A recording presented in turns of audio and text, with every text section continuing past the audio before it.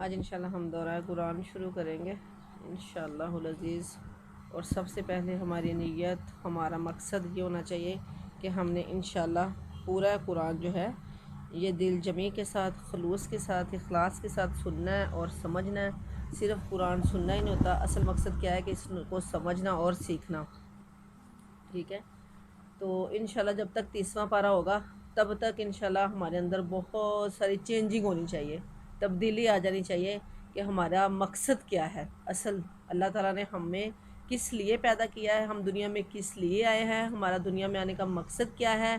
اور پھر قرآن بھیجنے کا اللہ کا کیا مقصد ہے، قرآن کیوں آیا ہے، قرآن کو کیسے پڑھنا ہے، کس طرح سے پڑھنا ہے۔ ہمارا کیا ہوتا ہے کہ بس قرآن جو ہے وہ اس لیے آیا ہے کہ اس کو سجا کے ہم تو اوپر رکھ دیں، غلاف میں ہو، بس مٹی نہ پڑے، لیکن ہاتھ نہیں لگانا، کھولنا نہیں ہے، پڑھنا نہیں ہے۔ بہت کوئی کرتا ہے تو کیا کرتا ہے کہ بس رمضان میں ذرا سا کھولا نہ کھولا، کوئی اس پہ غور نہیں کرنا، بس فٹافٹ اتنے قرآن ہو گئے کہ لوگوں کو یہ بتانا ہے کہ ہمارے قرآن کتنے ہو گئے ہیں۔ اگر کوئی کھولتا بھی ہے رمضان میں تو ان کا مقصد یہ ہوتا ہے کہ کتنے قرآن ہو گئے۔ جیسے ہی عید ہوتی ہے تو ہر کوئی ایک دوسرے سے پوچھ رہا ہوتا ہے تو نے کتنے قرآن پڑھے، تو نے کتنے قرآن پڑھے، بس یہ مقصد ہے۔ لیکن ہمارا مقصد کیا ہونا چاہیے، یہاں پہ اکٹھے ہونے کا کیا مقصد ہے کہ نبی صلی اللہ علیہ وسلم نے فرمایا کہ فرشتے جو ہیں یہ ایسی مجلسیں ڈھونڈتے ہیں، دنیا میں جاتے ہیں اور جو ایسی مجلسیں ہیں جہاں پہ قرآن کی تلاوت ہو رہی ہوتی ہے، قرآن پڑھا جا رہا ہوتا ہے، اکٹھے ہو کر ان کو ڈھونڈتے ہیں اور پھر ان کے گناہ معاف کرتے ہیں، ان کے نیچے اپنے پر بچھانے کو سعادت سمجھتے ہیں، ان کے گناہ معاف کرتے ہیں، ان کی نیکیاں بنتی ہیں، ان کے درجات بلند ہوتے ہیں۔ اور جو بندہ قرآن سیکھنے کی غرض سے گھر سے نکلتا ہے تو یہ آپ کا وقت، یہ آپ کا ٹائم ضائع نہیں ہو رہا، یہ آپ کا ایک ایک جو قدم آپ چل کے آئی ہیں اس کے بدلے میں انشاءاللہ گناہ آپ کے معاف ہوئے ہیں اور نیکیاں ملی ہیں، درجات بلند ہوئے ہیں۔ تو اس لیے اب ہم نے انشاءاللہ کیا کرنا ہے کہ اخلاص پیدا کرنا اپنے اندر۔ جب تک اخلاص نہیں ہوگا تو قرآن پڑھنے کا کوئی فائدہ نہیں ہے۔ اخلاص کیا ہے کہ دل کے اندر یہ تہیہ ہونا چاہیے، دل کا خالص ہونا چاہیے کہ جب ہم نے پڑھنا ہے تو انشاءاللہ اس پہ عمل کرنا ہے، اس کو سمجھ کے پڑھنا ہے اور روز روز اپنا جائزہ لینا ہے، آیا کہ یہ ایسا ہمارے اندر ہے، آیا کہ یہ سارا کچھ ہم کرتے ہیں جو اللہ نے کہا ہے، کیا ہمارا اس میں واقعہ ہی جس طرح جو اللہ تعالیٰ نے قرآن بھیجا ہے، کیا واقعی ہم اس کا مقصد پورا کر رہے ہیں قرآن کا۔ تو اخلاص جو ہے اس کو نہ شیطان سمجھ سکتا ہے نہ ہی فرشتہ۔ اخلاص ایک ایسی چیز ہے کہ جس کو نہ شیطان سمجھ سکتا ہے نہ فرشتہ، یہ اللہ اور انسان کا معاملہ ہے، ٹھیک ہے نا؟ دل کی بات کو کوئی لکھتا ہے، جب منہ سے الفاظ نکلتے ہیں تو فرشتے لکھتے ہیں نا، دل کا حال تو فرشتے نہیں جانتے، اور دل کا حال شیطان بھی نہیں سمجھ سکتا، اس کو بھی نہیں پتا۔ وہ بھی انسان کو اس طرف رغبت دلاتا ہے جب وہ بندہ عمل کرتا ہے، جب وہ بندہ منہ سے کوئی ایسے الفاظ نکالتا ہے تو شیطان خوش ہوتا ہے نا، پھر وہ راضی ہوتا ہے۔ دل کے حال کو تو شیطان کو نہیں پتا، دل کا حال صرف اور صرف کون جاتا ہے؟ اللہ تعالیٰ۔ یہ اللہ کا اور انسان کا معاملہ ہے، اور یہ جو قرآن ہے یہ شفا ہے، اللہ تعالیٰ نے شفا بنا کے بھیجا ہے۔ تو انشاءاللہ ہم نے اپنے دلوں کی بھی شفا حاصل کرنی ہے اس سے، اور جسمانی بھی، جسمانی اور روحانی دونوں کے لیے ہی قرآن شفا ہے۔ یہ رب کے اور انسان کے درمیان ہے، یہ عمل کی کتاب ہے۔ آج انشاءاللہ آپ اور میں ہم سب مل کر شروع کریں گے۔ اللہ اور اس کی جزا کیسے ملے گی یہ بھی ہم قرآن سے دیکھیں گے، قرآن سے سیکھیں گے کہ اللہ تعالیٰ جو ہے وہ ہمیں کیا کہتے ہیں، اللہ تعالیٰ نے ہمیں کیا سکھایا ہے، اللہ نے ہمیں کیا بتایا ہے، اور پھر جو اللہ نے ہمیں سکھایا ہے، بتایا ہے، تو جب ہم نے نیک اعمال کرنے ہیں تو ہمیں اس کی جزا ملے گی نا۔ تو وہ ہمیں کہاں سے پتہ چلنا ہے؟ قرآن کے اندر سے۔ قرآن نے ہمیں یہ سکھانا ہے کہ تم لوگوں نے کیسے اللہ سے جزا حاصل کرنی ہے۔ جب ہمیں قرآن سکھائے گا، ہم اس پہ عمل کریں گے تو انشاءاللہ نیک اعمال ملیں گے۔ یہ اللہ تعالیٰ نے ہمیں سکھایا، جب ہم سیکھیں گے تو ہمیں پتہ چلے گا۔ اسی طرح سے ہی یہ رحمت ہے قرآن جو ہے۔ اور یہاں پر جب آپ نے آنا ہے تو سب سے پہلا ہمارا مقصد کیا ہونا چاہیے؟ عاجزی سے بیٹھنا، قرآن کا ادب اور احترام ہونا چاہیے دل کے اندر، کہ یہ کوئی عام سی کتاب نہیں ہے، یہ بہت بڑی بڑی عظیم کتاب ہے جو اللہ تعالیٰ نے ہمارے لیے بھیجی ہے، بہت اعلیٰ کتاب ہے ساری کتابوں سے بڑھ کر، اور اس کے لیے ہمارے دلوں کے اندر عاجزی ہونی چاہیے۔ جب عاجزی ہوگی، انکساری ہوگی، خشوع ہوگا، خضوع ہوگا، تو پھر انشاءاللہ ایٹومیٹکلی عمل بھی ہوگا، کیونکہ جب ہم خشوع اور خضوع سے سنیں گے تو پھر خود سے ہی دل کے اندر ملامت آئے گی اپنے کیے ہوئے، جو ہم سے غلطیاں کوتاہیاں ہو گئی، ظاہر ہے انسان ہیں، خطا کار ہیں، تو پھر انشاءاللہ ہم اس کو خشوع اور خضوع سے جب سنیں گے تو پھر انشاءاللہ عمل بھی کریں گے۔ تو جب ہم سنیں گے ہی نہیں، اپنے اٹکھیلیوں میں رہیں گے، ادھر ادھر کی باتوں میں رہیں گے، مذاق میں رہیں گے، تو پھر جب سنیں گے ہی نہیں تو ہمارے پہ اثر کیسے ہوگا؟ تو ہم عمل کیسے کریں گے؟ جب عمل نہیں کریں گے تو جزا کیسے ملے گی؟ ٹھیک ہے نا؟ تو یہ عاجزی سے بیٹھنا محبت اور فہم کا گہرا تعلق ہے قرآن کے ساتھ، کہ محبت ہونی چاہیے، سمجھ ہونی چاہیے، عاجزی ہونی چاہیے۔ جب یہ تین چیزیں اندر ہوں گی تو تب ہی ہم اس کے مقصد کو حاصل کر سکتے ہیں۔ یہ تو اصولوں کی کتاب ہے کہ اللہ تعالیٰ نے سارے اصول بتائے ہمیں کہ تم نے کس طرح سے اپنی زندگی گزارنی ہے۔ زندگی کے اصول ہیں اس کتاب کے اندر سارے۔ یہ فہم قرآن کی تدبیروں کی کتاب ہے، تو تدبیروں کو سمجھنا ہے ہم نے۔ تو قرآن جو ہے اس کو ہم نے اٹھا کر چلنا ہے، اس کو پکڑ کر بیٹھنا ہے، اس کو اٹھانا ہے۔ کس طرح سے اٹھانا ہے؟ کہ دل سے ہماری نیت یہ ہونی چاہیے کہ یہ جو قرآن ہے یہی تو ہماری زندگی ہے، انشاءاللہ ہم نے اس کے مطابق اپنی زندگی کو بنانا ہے، یہ ہمارا مقصد ہونا چاہیے۔ جب انشاءاللہ ہمارا مقصد یہ ہوگا تو انشاءاللہ اللہ تعالیٰ جو ہے وہ اپنے مقصد، جو بندے کا مقصد ہوتا ہے تو اللہ تعالیٰ اپنے بندے کو رائے گا نہیں کرتا۔ جب بندہ اللہ کی طرف چل کر آتا ہے نا تو اللہ اتنے خوش ہوتے ہیں کہ میرا بندہ میرے سے۔ اور میں آپ کو ایک اور بات بتاتی چلوں کہ انسان یہ سمجھتا ہے نا کہ شاید یہ جو ہدایت ہے یہ خود سے ہی آ جانی ہے۔ اب اس میں لوگ اکثر کہتے ہیں کہ اس میں ہمارا کیا قصور ہے، اللہ تعالیٰ ہمیں توفیق ہی نہیں دیتا، اللہ ہمیں ہدایت ہی نہیں دیتا۔ نعوذ باللہ من ذالک۔ دیکھو نا، ہر چیز ہمیں خود سے ملتی ہے، کوئی چیز ہمیں مانگنی پڑتی ہے؟ ہم صبح صبح اٹھتے ہیں، ہمیں آکسیجن ملتی ہے، ہماری کاربن ڈائی آکسائڈ ضائع ہوتی ہے، ہم اٹھتے ہیں، ہماری آنکھیں کھلتی ہیں، ہمیں ناشتہ ملتا ہے، ہر چیز یہ اللہ تعالیٰ نے ایک روٹین بنائی ہوئی ہے۔ ہماری آنکھیں اگر نہ کھلیں تو سارا کچھ ہمیں ایٹومیٹکلی مل رہا ہے، ہمیں مانگنا نہیں پڑتا۔ ہمارے ہاتھ پاؤں چل رہے ہیں، ہماری آنکھیں کھل رہی ہیں، ہماری زبان چل رہی ہے، یہ سارا کچھ خود سے مل رہا ہے نا، مانگنا نہیں پڑتا۔ واحد ایک ہدایت ہے جو مانگنے سے ملتی ہے۔ اگر ہم مانگیں گے نہیں، اس کی طرف دلچسپی نہیں رکھیں گے، اللہ سے مانگیں گے نہیں، تو یہ کیسے ملے گی؟ یہ نہیں ملے گی۔ یہ واحد ایک ایسی چیز ہے جو مانگنے سے ملتی ہے۔ جب تک ہم مانگیں گے نہیں ہمیں ہدایت نہیں ملے گی۔ اس کے جو پوائنٹس ہیں کچھ جو ہم انشاءاللہ پڑھیں گے، یہ ضرور نوٹ کیا کرو۔ اور یہ جو قرآن کی کو جو انشاءاللہ ہم نے پڑھنا ہے، یہ سیرت کی روشنی میں پڑھنا ہے انشاءاللہ، جیسے جیسے، کیونکہ جو قرآن ہے یہ سیرت کی روشنی ہے۔ تو اصل چیز جو قرآن کی تفسیر ہے وہ نبی صلی اللہ علیہ وسلم ہے۔ حضرت عائشہ رضی اللہ تعالیٰ عنہا کے پاس آیا نا کوئی، تو انہوں نے پوچھا کہ ہمیں قرآن کے بارے میں کچھ بتائیے، تو نبی صلی اللہ علیہ وسلم کے بارے میں حضرت عائشہ رضی اللہ تعالیٰ عنہا فرماتی ہیں کہ یوں سمجھو کہ نبی صلی اللہ علیہ وسلم چلتے پھرتے قرآن ہیں، کہ قرآن کے بارے میں پوچھنا چاہتے ہیں تو اللہ کے نبی کو دیکھ لو کہ آپ چلتے پھرتے قرآن ہیں، کہ یوں پوری کی پوری سیرت جو ہے وہ آپ کے اندر ڈلی ہوئی ہے۔ اسی طرح سے نبی صلی اللہ علیہ وسلم کی سیرت کے مطابق انشاءاللہ ہم نے قرآن کو پڑھنا ہے، کہ ساتھ ساتھ قرآن کی تفسیر حدیث ہے، حدیثوں کے حوالے سے انشاءاللہ ہم نے اس کو پڑھنا ہے۔ سیرت نبی کے بغیر قرآن کو پڑھنا تو ضروری نہیں۔ قرآن کی تلاوت ضرور کریں، روز ڈیلی جو ہے وہ آپ نے ضرور قرآن کو پڑھنا ہے، گھروں میں جا کے پڑھیں یا یہاں پہ پڑھیں، جس طرح سے بھی پڑھیں، قرآن کو پڑھنا اپنا مقصد بنانا ہے، لیکن ساتھ سمجھنا بہت ضروری ہے، جو انشاءاللہ ہم نے ایک دفعہ تو دور کرنا، باقی انشاءاللہ آپ نے قرآن کو سمجھنا ہے، پڑھنا ہے۔ قرآن کو پڑھنے میں جو ہے وہ ترتیب بھی ہم نے دیکھنی ہے کہ اللہ تعالیٰ نے کیسی ترتیب رکھی ہے۔ دیکھو کہ یہ پہلے مکی صورت ہے، پھر اس کے بعد مدنی ہے، پھر اس کے بعد مکی ہے، پھر 4 صورتیں مدنی ہیں، پھر 4 صورتیں مدنی، اور ان کا آپس میں گہرا تعلق ہے۔ ہم دیکھیں گے نا تو بہت گہرا تعلق ہے ان کا آپس میں، سورہ بقرہ کا، سورہ آل عمران کا، اسی طرح سے ہی سورہ احزاب کا، سورہ انفال کا، ان کا آپس میں بہت گہرا تعلق ہے، بہت گہرا ربط ہے۔ ان کا جو متن ہے وہ ایک ہے، سیم ہے، جو اللہ تعالیٰ نے بیان کیا ہے۔ یہ جو جس طرح سے ایک بلڈنگ ہم بناتے ہیں نا، یہ مثال کے طور پہ ہمارا گھر ہی ہے، تو ایک بلڈنگ کے اندر جو کمرے ہوتے ہیں تو ایک کمرے کے ساتھ دوسرا جڑا ہوا ہوتا ہے، اسی طرح سے ہی یہ جو قرآن کے 114 صورتیں ہیں ان کا آپس میں گہرا تعلق ہے، ایک کے بعد دوسری اس کے ساتھ جڑی ہوئی ہے، آپس میں ان کا گہرا تعلق ہے۔ یہ انشاءاللہ ہم پڑھیں گے تو آپ کو پتہ چلتا جائے گا۔ ساتھ ساتھ اسی طرح سے جہاں اللہ کی صفات ہیں ان سے پچھلی آیتوں کو ضرور دیکھیے گا کہ اللہ کی صفات جو ہیں وہ وہاں آئی ہیں، جب پچھلی آیتیں ہم دیکھیں گے تو وہ آپ کو پتہ چلے گا کہ ان کا کیسے آپس میں ربط ہے۔ چھوٹی آیتوں کو جو ہے وہ ضرور یاد کرنا ہے اور پوائنٹ کو آپ نے کوٹ کرنا ہے. جو بھی اہم پوائنٹ ہوں گے کچھ میں آپ کو خود سے بتا دوں گی, کچھ آپ نے خود سے لکھنے ہیں جو آپ کو لگیں گی, ٹھیک ہے. اور چھوٹی چھوٹی آیات جس طرح سے تقبل منا, ربنا تقبلنا, ٹھیک ہے, یہ چھوٹی چھوٹی سی آیات جو انشاءاللہ اس پہ کو بھی ہم نے گہرائی کے ساتھ دیکھنا ہے اور ان کو پھر ہم نے انشاءاللہ اپنے عام روٹین میں استعمال میں لے کے آنا ہے. وہ جیسے جیسے ہوگا انشاءاللہ میں آپ کو کہ عمل کریں گے اور پھر انشاءاللہ ان کی عادت بنائیں گے کہ ان پر ہم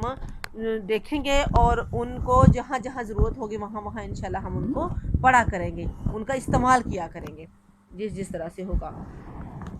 اعوذ باللہ من الشیطان الرجیم, بسم اللہ الرحمن الرحیم. سورۃ الفاتحہ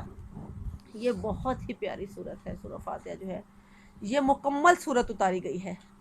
یہ واحد ایک صورت ہے جو مکمل پوری کی پوری اتری ہے, ورنہ ساری صورتیں جو ہیں وہ آیتوں کے حساب سے اتری, لیکن یہ والی ایک واحد صورت ہے جو سب سے پہلے پوری کی پوری نازل کی گئی. اس کے بغیر تو نماز ہوتی ہی نہیں, اور یہ پورے قرآن کا متن ہے. یہ جو سورۃ فاتحہ ہے نا یہ پورے قرآن کا متن ہے. جس طرح سے ہر چیز کتاب کی ایک فہرست ہوتی ہے شروع میں ہی, سٹارٹ میں ہی, کہ اس قرآن کے اندر کیا کیا آئے گا, اسی طرح سے ہی یہ سورۃ الفاتحہ ہے کہ اس کی آگے تفسیر ہے پورا قرآن. یہ سبا مثانی ہے, ان کے 7 آیات بار بار پڑھی جانے والی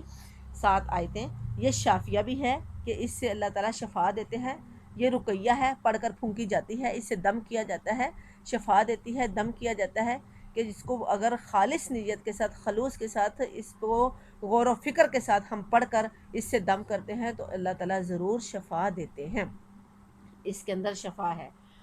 اور ارسال اللہ سے خود راستہ پوچھ رہا ہے اس صورت میں نا. یہ صورت ہمیں عاجزی سکھاتی ہے. ہم یہ دعا پڑھ کر جب قرآن پورا کریں گے تو خود دیکھیں گے کہ اللہ کی مہربانی سے اللہ سے جب ہم دعا کرتے ہیں کہ جب یہ دعا پڑھ کر قرآن شروع کریں گے تو پورا قرآن اس کے اندر, اور آخر پر دیکھو سبحان اللہ ماشاءاللہ قرآن کا انداز کے آخر میں معوذتین ہے کہ درمیان میں جب ہم قرآن پڑھتے ہیں تو ہمیں شیطان بھٹکاتا ہے, شیطان کے بہکاوے میں ہم آ جاتے ہیں. پھر ہم آخر میں قل اعوذ برب الناس معوذتین جب پڑھ لیتے ہیں تو وہ شیطان کے شر سے محفوظ رہتے ہیں, تو جس سے اللہ تعالیٰ ہماری دعاؤں کو قبول فرماتے ہیں. کہ انسان ہے, کوئی غلطی کوتاہی ہو جاتی ہے, شیطان کے کہنے میں آ جاتا ہے, جب بندہ شیطان کے شر سے پناہ مانگتا ہے تو اللہ تعالیٰ شیطان کے شر سے محفوظ فرماتے ہیں, تو ساتھ ہی اللہ تعالیٰ ہماری دعائیں قبول فرما لیتے ہیں. یہی جو ہے وہ ہمارا مقصد ہے. اور قرآن کا اب ہم جو ہے وہ شروع کرتے ہیں. بسم اللہ الرحمن الرحیم. شروع اللہ کے نام کے ساتھ جو بہت مہربان اور نہایت رحم کرنے والا ہے. الحمد, تمام تعریفیں للہ, اللہ کے لیے ہے جو تمام جہانوں کا پالنے والا ہے, جو بہت مہربان اور نہایت رحم کرنے والا ہے. مالک یوم الدین, جو کہ قیامت کے دن کا مالک ہے, یوم جزا کا مالک ہے. یوم جزا کا مالک, کتنی عاجزی ہے ہمارے اندر کہ ہم یہ اقرار کر رہے ہیں کہ یوم جزا کے دن کا مالک کون ہے؟ اللہ تعالیٰ. اللہ بڑے خوش ہوتے ہیں میرے بندے کے اندر اتنی عاجزی کہ یہ صرف اور صرف مجھے یہ مان رہا ہے کہ میں جزا کے دن کا مالک ہوں. کتنی امیدیں ہیں میرے بندے کو مجھ پر. تو یہ ہے اسلام کی بنیاد ہی اس پر ہے کہ وہ جزا کا دن ہے. تو جزا کا دن کا جب ہمیں عاجزی ہوگی ہمارے اندر تو پھر ہی ہم اچھی جزا کی امید رکھ سکتے ہیں نا. تو یہ اللہ تعالیٰ ہمیں کہہ رہے ہیں ایاک نعبد و ایاک نستعین, اور بندہ کہہ رہا ہے کہ ہم تیری ہی عبادت کرتے ہیں, تیری ہی ہم پوجا کرتے ہیں اور تجھی سے ہم مدد مانگتے ہیں. کتنی عاجزی ہے, کتنی اللہ تعالیٰ اتنے خوش ہوتے ہیں کہ میرے بندے کی میرے ساتھ اتنی عاجزی ہے کہ میری ہی عبادت کرتا ہے. اور عبادت کرنے کے لیے ہم اللہ سے مدد مانگ رہے ہیں کہ یا اللہ ہم تو کچھ نہیں, ہم کیسے عبادت کریں گے, تو ہماری اپنی ہی عبادت کرنے میں ہماری مدد فرما, کہیں ہم کسی اور کی عبادت نہ کر بیٹھیں, ہمارے سے کوئی شرک نہ ہو جائے. ٹھیک ہے کہ اللہ تعالیٰ تو تیری مدد کے بغیر ہم تیری عبادت بھی نہیں کر سکتے, اس لیے ہم اللہ سے مدد مانگ رہے ہیں. کہ اللہ کی مدد کے بغیر اللہ کی عبادت کر سکتے ہیں ہم؟ نہیں, اللہ کی مدد بہت ضروری ہے. اور کتنی پیاری بات ہے اس کے اندر, کتنی پیاری یہ آیت ہے, اہدنا الصراط المستقیم, کہ یا اللہ تو سیدھا راستہ ہمیں دکھا دے. یہ اللہ کی ہی ہدایت ہے, اللہ نے ہی دکھانا ہے سیدھا راستہ. انسان خود سے سیدھا راستہ اختیار نہیں کر سکتا, انسان کو پتہ ہی نہیں کیسے کرے گا سیدھا راستہ اختیار. اللہ تعالیٰ نے سکھانا ہے سیدھا راستہ, کہ اللہ ہم کون سا راستہ سیدھا ہمیں نہیں پتہ, تو ہمیں سیدھے راستے کی ہدایت دے دے, ہمیں سیدھے راستے کی طرف چلا دے. کون سی ہدایت؟ کہ اللہ ان لوگوں کا راستہ ہمیں دکھا دے جن پر تیرے انعامات ہوئے، جیسے صحابہ کرام کا راستہ ہمیں دکھا دے جنہوں نے دن رات مشقتیں کی، محنتیں کی۔ اللہ ان انبیاء کا راستہ دکھا دے جنہوں نے صرف اپنا ہی نہیں سوچا، اپنی اولاد کا اور ساتھ میں اپنی ساری امت کا بھی سوچا، اور بعد میں آنے والے قیامت تک آنے والے لوگوں کے لیے بھی دعا کی کہ اللہ ان کو ہدایت دینا اور ان کو سیدھے راستے پہ چلائے رکھنا۔ اللہ ان کا راستہ ہمیں دکھا دے، نہ کہ ان لوگوں کا راستہ کہ جو اپنے مقصد کو چھوڑ بیٹھے۔ مقصد کیا تھا ہمارا؟ اسلام کی بنیاد کیا ہے؟ اللہ کو راضی کرنا، اللہ سے خوف پیدا کرنا، اور جو اللہ نے ہمیں راستہ دکھایا، جو اللہ نے ہمیں ہدایت دی ہے، اس راستے کے مطابق اپنی زندگیوں کو گزارنا۔ اور جو سیدھے راستے سے اللہ بھٹک چکے ہیں، جو اپنا مقصد بھول چکے ہیں، ان کا راستہ ہمیں نہ دکھانا۔ جن پر تیرا غضب ہوا اللہ، جو گمراہ ہو گئے تیرے راستے سے اللہ، ان پر تو نے اپنا غضب کیا، ان پر پتھروں کی بارش ہوئی اللہ، جن پر تیرا اتنا غضب ہوا، تیرا عذاب ہوئے اللہ، ان کا راستہ ہمیں نہ دکھانا۔ اللہ ہمیں ان کا راستہ دکھانا جن سے تو خوش ہوا۔ یہ تو بہت پیاری سی بات ہے، بہت پیاری سی اس کے اندر دعا ہے، عاجزی ہے، انکساری ہے۔ اس لیے یہ دعا جو ہے اس کو ہر وقت اپنی دعاؤں میں شامل کرنا۔ جب سورہ فاتحہ کے ساتھ انشاءاللہ ہم قرآن شروع کر رہے ہیں تو انشاءاللہ اللہ تعالی ہماری دعاؤں کو رد نہیں کریں گے، اللہ ضرور ہمیں سیدھا راستہ دکھائیں گے۔ یہی ہماری فکر ہے اور یہی ہمارا نصب العین ہے کہ اللہ تعالی ہمیں سیدھا راستہ دکھائے اور اللہ تعالی ہمیں اس قرآن کے مطابق اپنی زندگی گزارنے کی توفیق عطا فرمائے۔ آگے سورۃ البقرہ، یہ مدینہ میں نازل ہوئی، یہ مدنی ہے۔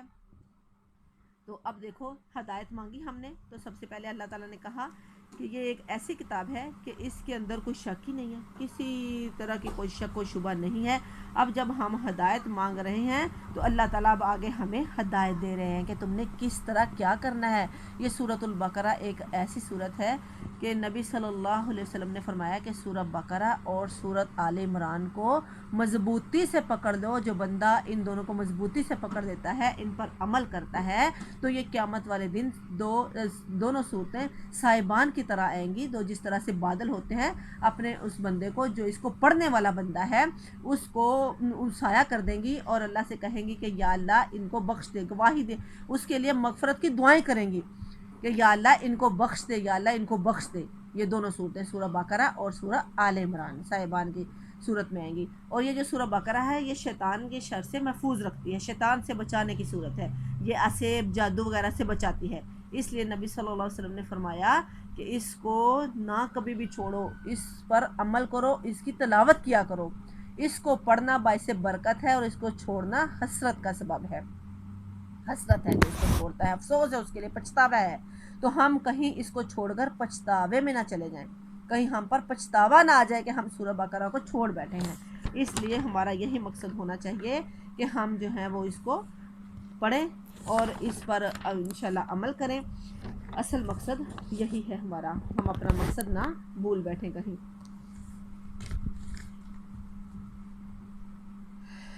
اس کے اندر بقرہ کا جو مطلب ہے وہ گائے کا ذکر ہے اس کے اندر، اس وجہ سے اس کو بقرہ کہا گیا ہے۔ اور اللہ کے نبی صلی اللہ علیہ وسلم نے مدینہ آ کر جو سب سے پہلا کام کیا نا، وہ مسجد نبوی کی تعمیر کی، کہ سب سے پہلے تاکہ سارے لوگ اکٹھے ہو کر مسلمان یہاں پہ نماز پڑھیں، ایک اجتماعی طور پر اکٹھے ہوں، نماز پڑھیں اور عبادت کریں اور اکٹھے ہوں، ان کو پتہ ہو۔ اور دوسرا کام جو تھا وہ انصار اور مہاجرین کا آپس میں بھائی چارہ کروانا تھا، جو کہ ایک ان کی تو مثال دنیا میں نہیں ملتی، جو ان کا آپس میں بھائی چارہ اللہ تعالیٰ نے کروایا، اللہ کے نبی نے کروایا۔ تو پھر وہ ایسا انہوں نے مضبوطی کے ساتھ اس طرح سے کہ اپنی وراثتوں میں بھی انہوں نے اپنے مہاجر بھائیوں کو ساتھ رکھا، انصارہ نے،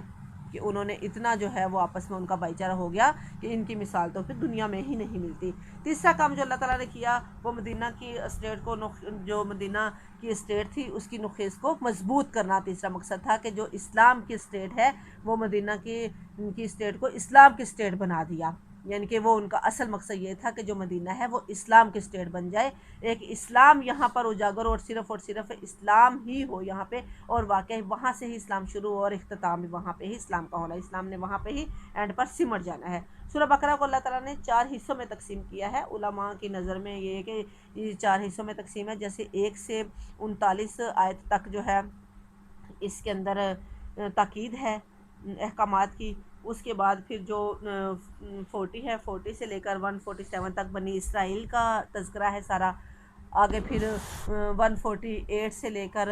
تو جو ہے وہ احکامات شروع ہو جاتے ہیں جو اللہ تعالیٰ نے کیے بنی اسرائیل پر، کہ وہ قطروں کی جس طرح بارش کے قطرے آتے ہیں نا پے در پے، اسی طرح سے ہی اللہ تعالیٰ جو ہے وہ احکامات ہیں ہمارے لیے مسلمانوں کے لیے جو احکامات ہیں وہ سارے شروع ہو جاتے ہیں، ایک کے بعد دوسرا، دوسرے کے بعد تیسرا۔ اتنا مزہ آتا ہے سورہ بقرہ پڑھنے میں کہ تقریباً انسان کو ایسا لگتا ہے کہ ہماری زندگی کا مقصد سارے کا سارا سورہ بقرہ پڑھنے سے، اگر ہم سورہ بقرہ پہ ہی انشاءاللہ عمل کر لیں گے تو ہماری زندگی، معاشی زندگی بہتر ہو جائے گی، اور ہم سمجھ سکیں گے کہ ہم نے زندگی کس طرح سے گزارنی ہے اور کیا ہے کیا ہے۔ سورہ بقرہ کو نظر انداز کرنا تو بہت ہی زیادہ پچھتاوے کا سبب ہے۔ یہ ایک آئینہ ہے مومنوں کے لیے کہ مومن جو ہے وہ جب یہ پڑھتا ہے تو یہ دیکھتا ہے آیا کہ ہمارے اندر یہ چیز ہے۔ جو اصل مومن ہے، جو واقعی ایمان لانے والا ہے، وہ فوراً سے اس کا موازنہ کرے گا اپنے ساتھ، اس کو دیکھے گا آیا کہ یہ جیسے جیسے ہے ایسے ایسے میرے اندر ہے، یہ چیز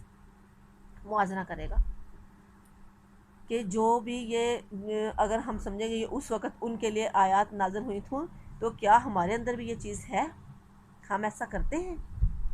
کہیں خدا نہ خواستہ اللہ نہ کرے اگر انہوں نے اللہ کی نافرمانی کی، ان پر اللہ کا غضب ہوا، کہیں ہم اس کا شکار نہ ہو جائے۔ ہمارے اندر تو یہ عیب نہیں ہے، ہمارے اندر تو یہ خامی نہیں ہے، ہمارے اندر تو یہ بہت ہی اچھا آئینہ ہے یہ مومن کے لیے نا۔ بنی اسرائیل کی پوری فہرست اس کے اندر ہے تاکہ اچھی طرح سے جو ہے وہ ہمیں پتہ چل جائے اور ہم یہودیوں کی چال میں نہ آ جائے۔ تو انشاءاللہ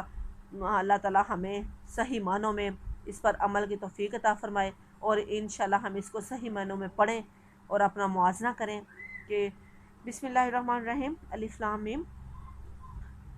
اس کتاب یہ ایک ایسی کتاب ہے کہ اس میں کوئی شک نہیں ہے، اور یہ ہدایت ہے متقیوں کے لیے، پرہیزگاروں کے لیے۔ متقی کون ہے؟ تقوی کیا ہے؟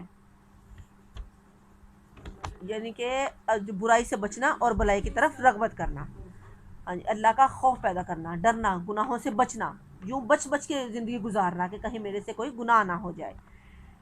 اللہ زینہ یومنون، وہ لوگ جو ایمان لاتے ہیں غیب کے ساتھ اور قائم کرتے ہیں نمازوں کو، اس چیز میں سے جو ہم نے ان کو رزق دیا اس میں سے وہ خرچ کرتے ہیں، کہ اللہ کے دیے ہوئے میں سے خرچ کرتے ہیں، نمازوں کو قائم کرتے ہیں، غیب کے ساتھ ایمان لاتے ہیں۔ غیب کیا ہے؟ جو چیزیں ہمیں نظر نہیں آ رہی، فرشتے نظر نہیں آ رہے، قبر نظر نہیں آ رہی، جہنم نظر نہیں آ رہی، قیامت نظر نہیں آ رہی، لیکن ہمارا ایمان ہے کہ یہ سارا کچھ ہے۔ اور نماز کو قائم کرنا، کہ نماز کو بالکل بلا ناغہ پڑھنا اور پابندی کے ساتھ پڑھنا، نبی صلی اللہ علیہ وسلم کی سنت کے مطابق پڑھنا، اور جو اللہ نے ہمیں رزق دیا اس میں سے اللہ کے راستے میں خرچ کرنا۔ یہ ہمارا ایک اہم مقصد ہونا چاہیے۔ ہمیں اپنا جو ہے وہ ایک باکس بنا لینا چاہیے کہ روز کی روٹین میں جیسے ہم بچوں کو پاکٹ منی دیتے ہیں، بچوں کو خرچہ دیتے ہیں، تو ہم ساتھ ساتھ ہی اپنے اس باکس کے اندر بھی ڈالتے جائیں۔ قطرہ قطرہ کر کے دریا بن جاتا ہے، 10 ڈالتے جائیں، 20 ڈالتے جائیں۔ مقصد یہ ہونا چاہیے جب کبھی ہمیں کوئی ضرورت مند نظر آئے تو اس میں سے نکالے اور اس کو دے دیے، کہ ایک دم سے اگر بندہ نہیں بھی کسی کی ہیلپ کر سکتا تو اس روز کی روٹین کے مطابق اس باکس کے اندر ڈالتے جائیں، اور جب ہمیں کوئی ایسا ضرورت مند نظر آئے تو اس باکس میں سے نکال کے اس کو دے دیں، تاکہ اس کی ضرورت پوری ہو جائے اور ہم سے اللہ راضی ہو جائے، اور ہم روٹین میں اپنا ڈیلی کا وہ ہمیں فیل بھی نہیں ہوگا، اور جتنی ہماری اندر کیپیسٹی ہے جتنا ہم دے سکتے ہیں زیادہ سے زیادہ دینے کی کوشش کرنی چاہیے۔ نبی صلی اللہ علیہ وسلم نے فرمایا کہ جو بندہ فقیر ہے اور وہ غنی ہونا چاہتا ہے تو وہ اللہ کے راستے میں خرچ کرنا شروع کر دے، اللہ اس کو غنی کر دے گا۔ اور ہمارے ذہن کیا ہے کہ اگر ہم نے اللہ کے راستے میں خرچ کیا تو ہمارا پیسہ ختم ہو جائے گا، ہمارے پاس ہے ہی نہیں، ہم کہاں سے خرچ کریں۔ لیکن ہم نے اپنے ذہنوں کو بدلنا ہے، اپنے ذہنوں کو ایسے کرنا ہے کہ اگر آج فقیر ہیں تو انشاءاللہ ہم نے غنی ہونا ہے، ہمارا یہ مقصد ہونا چاہیے۔ تو غنی ہونے کے لیے جب اللہ کی مخلوق کے اندر خرچ کریں گے تو انشاءاللہ ہم غنی ہو جائیں گے۔ اور وہ لوگ جو ایمان لاتے ہیں اس چیز کے ساتھ جو اتاری گئی تمہاری طرف، اور اس چیز کے ساتھ جو اتاری گئی آپ سے پہلے، اور وہ آخرت کے ساتھ یقین رکھتے ہیں، یعنی کہ جو پہلے کتابیں اتاری گئی ان پر بھی ان کا ایمان ہے، اور جو بعد میں آنے والی پیچھے گزر چکی ہیں ان پر بھی ان کا ایمان ہے، یقین ہے کہ پہلے کتابیں گزر چکی ہیں۔ یہی وہ لوگ ہیں جو اپنے رب کی طرف سے ہدایت پر ہیں، اور یہی وہ لوگ ہیں کہ جو کامیاب ہونے والے ہیں۔ بے شک وہ لوگ جو کافر ہوئے برابر ہے ان پر، یہ اب کافرین کے بارے میں آ گئی آیات، یہ آیت نمبر 6 اور 7 میں کافروں سے خطاب ہے۔ بے شک وہ لوگ جو کافر ہیں برابر ہے ان پر تیرا ڈرانا یا نہ ڈرانا، نہیں وہ ایمان لائیں گے، کہ تو ان کو ڈرا یا نہ ڈرا وہ ایمان نہیں لائیں گے۔ ان کے سننے اور دیکھنے کی صلاحیت ہی ختم ہو چکی ہے، مہر لگا دی اللہ نے ان کے دلوں پر، ان کے کانوں پر اور ان کی آنکھوں پر پردہ ہے، اور ان کے لیے بہت بڑا عذاب ہے۔ اور لوگوں میں سے جو کہتے ہیں ہم ایمان لائے اللہ کے ساتھ اور آخرت کے دن کے ساتھ، نہیں وہ ایمان لانے والے، یخادعون اللہ، اور وہ دھوکہ دیتے ہیں اللہ، اور وہ لوگ جو ایمان لائے اور نہیں وہ دھوکہ دیتے لیکن اپنے ہی جانوں کو لیکن وہ سمجھتے ہی نہیں۔ یعنی کہ دیکھو کہ آپ جو ایمان لائے اللہ کے ساتھ، کہتے ہیں کہ ہم ایمان لائے آخرت کے دن کے ساتھ اللہ کے ساتھ، لیکن وہ ایمان نہیں لائے۔ کیوں ایمان نہیں لائے؟ ایمان کی صفت کیا ہے؟ اللہ اور اللہ کے نبی کے ساتھ ایمان لانا۔ ان کو پتہ ہے کہ ہم اللہ اور اللہ کے نبی کو مانتے ہی نہیں، اللہ کے نبی کے ساتھ ہمارا ایمان ہی نہیں، اللہ کے نبی پر ایمان ہی نہیں، اللہ کے نبی کے بتائے ہوئے راستوں پر چلنا ہی نہیں، تو وہ ایمان ہی نہیں لاتے اللہ کے نبی پر، کہ وہ مانتے ہی نہیں اللہ کے نبی کو۔ جب اللہ کے نبی کو مانتے ہی نہیں تو ایمان ہی نہیں۔ اور کہتے ہیں کہ جب ان سے کہا جاتا ہے نا کہ تم ایمان لاؤ، تو آگے سے کہتے ہیں کہ وہ دھوکہ دیتے ہیں اللہ کو اور ان لوگوں کو جو ایمان لائے، اور نہیں وہ دھوکہ دیتے لیکن اپنی جانوں کو، لیکن اس چیز کو ان کو شعور ہی نہیں ہے، اور ان کے دلوں میں بیماری ہے، بس زیادہ کر دی اللہ تعالیٰ نے ان کی بیماری، اور ان کے لیے دردناک عذاب ہے اس وجہ سے کہ تھے وہ جھوٹ بولتے۔ اب ان کی بیماری کون سی تھی؟ نفاق کی بیماری، کہ وہ نفاق کی ان کے اندر بیماری ایسی کہ اللہ تعالیٰ نے ان کو اور زیادہ بڑھا دیا، کہ یہ جھوٹ بولنا، کہنا کہ ہم ایمان لائے لیکن ایمان نہ لانا، اور مومنوں کے ساتھ دھوکہ کرنا۔ لیکن اللہ تعالیٰ کہتے ہیں کہ وہ مومنوں کو دھوکہ نہیں دے رہے ہیں، ان کو اس چیز کی سمجھ نہیں ہے، ان کو شعور نہیں ہے، دھوکہ تو وہ اپنے آپ کو دے رہے ہیں۔ مومنوں کو کیا دھوکہ دینا انہوں نے؟ وہ اپنے آپ کو دھوکہ دے رہے ہیں، اپنے آپ کو دھوکے میں رکھا ہوا انہوں نے۔ اور ان کی یہ جو دل کی بیماری ہے کہ وہ سمجھتے ہیں کہ شاید ہم جھوٹ کی وجہ سے بچ جائیں گے، یہ جو ان کے اندر ہے یہ وہم ہے کہ ہم شاید اللہ کو اور مومنوں کو دھوکہ دے رہے ہیں، تو یہ اللہ تعالیٰ اور بڑھاتا چلا جاتا ہے، کیونکہ وہ توبہ کی طرف آتے ہی نہیں، ان کو احساس ہی نہیں کہ ہم غلط کر رہے ہیں۔ جب تک ان کو احساس نہیں تو وہ کیسے توبہ کریں گے؟ یہ ان کا جھوٹ بولنا ہے، اس وجہ سے اللہ تعالیٰ ان کو درد والا عذاب دے گا۔ کہ وَإِذَا قِيلَ لَهُمْ، اور جب ان سے کہا جاتا ہے کہ نہ تم فساد کرو زمین میں، تو کہتے ہیں کہ بے شک ہم تو اصلاح کرنے والے ہیں۔ اب ملک میں جو فساد ہے کہ یہ نہ پھیلاؤ، ملک کا فساد تو بہت دور کی بات ہے۔ ہم نے اپنا جائزہ لینا ہے کہ تھوڑے تھوڑے سے ہی فساد بڑھتا ہے۔ ہمارے گھروں کے کیا حالات ہیں؟ کیا ہم فساد برپا تو نہیں کر رہے؟ کیا ہم جھوٹ تو نہیں بول رہے؟ کیا ہم لڑائیاں تو نہیں ڈلوا رہے؟ ہمارا گھر کے اندر، اپنے خاندان کے اندر، اپنی فیملی کے اندر ہمارا کیا کردار ہے؟ ہم نے اپنا جائزہ لینا ہے، اپنے آپ کو دیکھنا ہے۔ جب ہر خاندان ہم اپنا جائزہ لیں گے، اپنے خاندان کا محاسبہ کریں گے، اپنا جائزہ لیں گے، اسی طرح سے ہی ایک گھر سے ایک خاندان بنتا ہے، اور ایک خاندان سے ایک قوم بنتی ہے۔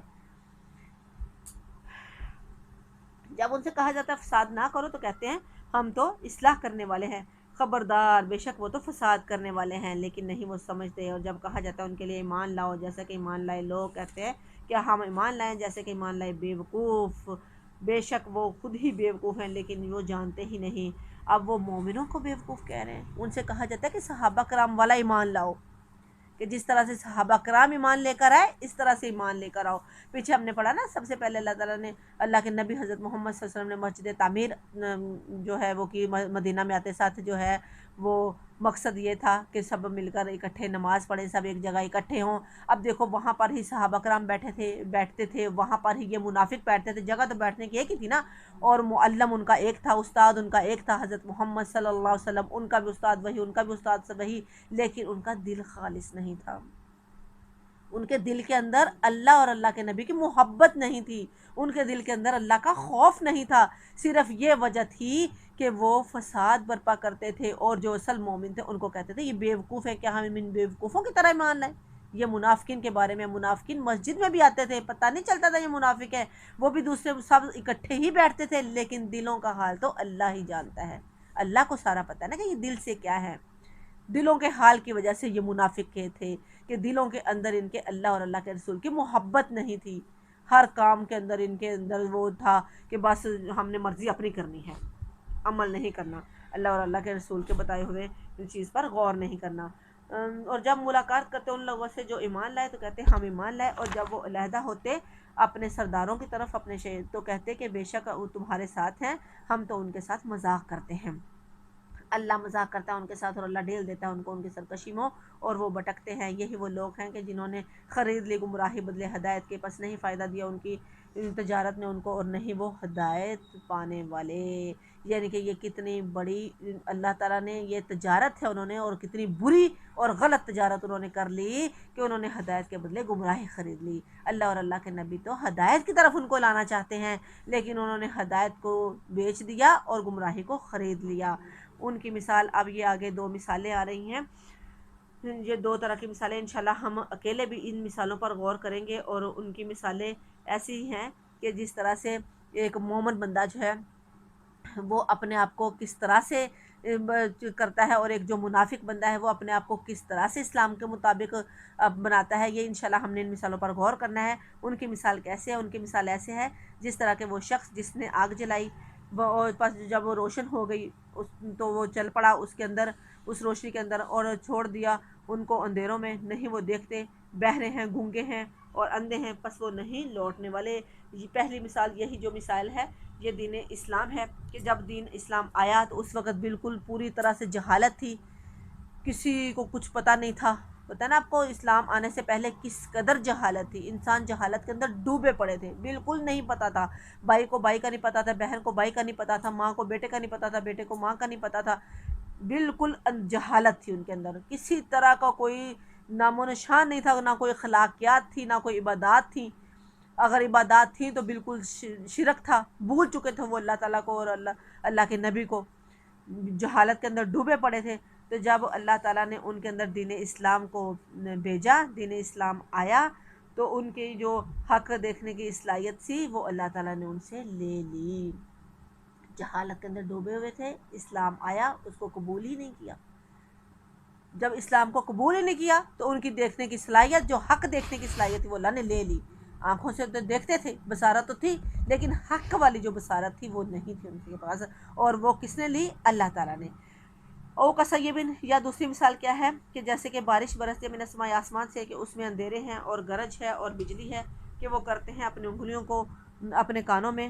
کڑک کے ڈر سے، موت کے ڈر سے، اور اللہ تعالیٰ گھیرنے والا ہے کافروں کو۔ جکات البرقہ، نزدیک ہے کہ بجلی اچک لے ان کی آنکھوں کو، جب وہ روشنی دیتی ہے تو ان کے لیے تو وہ چلتے ہیں اس میں، اور جب اندھیرا ہو جاتا ہے ان پر تو وہ کھڑے ہو جاتے ہیں، اور اللہ چاہتا اگر تو البتہ لے جاتا ان کی آنکھوں کو، ان کی کانوں کو، بے شک اللہ تعالیٰ ہر چیز پر قادر ہے۔ اب یہ جو دوسری مثال ہے یہ ان لوگوں کی ہے کہ جن کے اندر اسلام تو تھا، دین تو تھا، لیکن کبھی کبھی وہ اندھیرے میں چلے جاتے، کبھی کبھی وہ دین پر چل پڑتے۔